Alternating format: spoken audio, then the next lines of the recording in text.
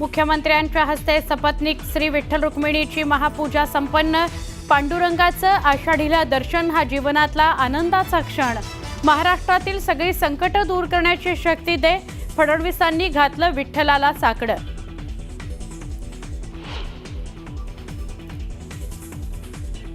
नाशिकच्या जातेगावचं उगले दाम्पत्य ठरलं यंदाच्या मानाचे वारकरी। कैलास आणि कल्पना उगलेंचा शासकीय महापूजेत सहभाग। 12 वर्षांपासून करतायत वारी।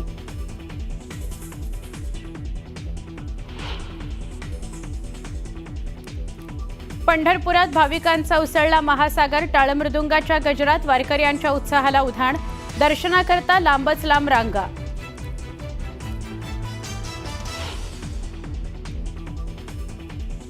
पंढरपूर कॉरिडॉर सगळ्यांना विश्वासात घेऊनच करणार, कुणाचंही नुकसान न करता पुनर्वसन करणार। मुख्यमंत्री देवेंद्र फडणवीसांनी दिली ग्वाही।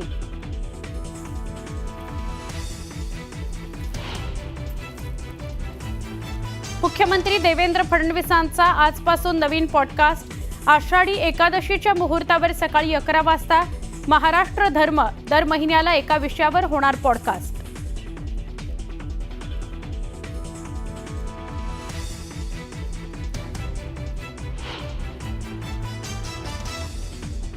एक गोष्ट नक्की की आमच्या दोघांमध्ये जो काही अंतरपाठ होता तो आनाजी पंतांनी दूर केला।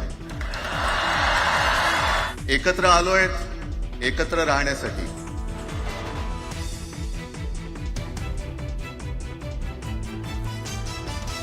विजयी मेळाव्यामध्ये उद्धव ठाकरेंचा फडणवीसांना टोला।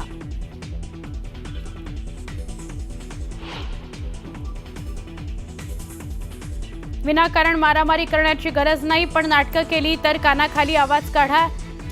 मारहाणीचे व्हिडिओ मात्र काढू नका। राज ठाकरेंच्या कार्यकर्त्यांना सूचना।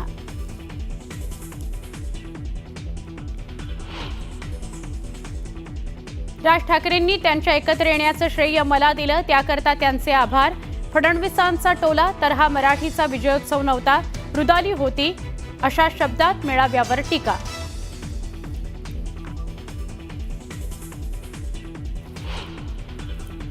नाशिकमध्ये गोदावरी नदीच्या पाणी पातळीत पुन्हा वाढ। पुराची पातळी सांगणाऱ्या दुतोंड्या मारुतीच्या कमरेपर्यंत पाणी। रामकुंड परिसरातील अनेक मंदिरं पाण्याखाली।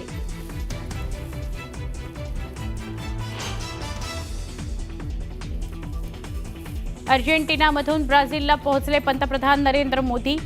17व्या ब्रिक्स शिखर संमेलनात होणार सहभागी।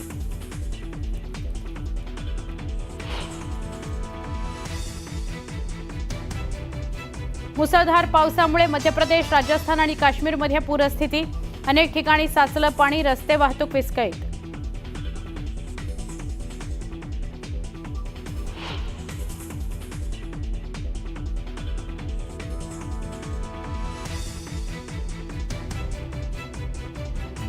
दुसऱ्या टेस्टमध्ये विजयाकरता भारत फक्त 7 विकेट्स दूर। भारतानं दिलेल्या 608 धावांच्या आव्हानाचा पाठलाग करताना इंग्लंडच्या 3 बाद 72 धावा।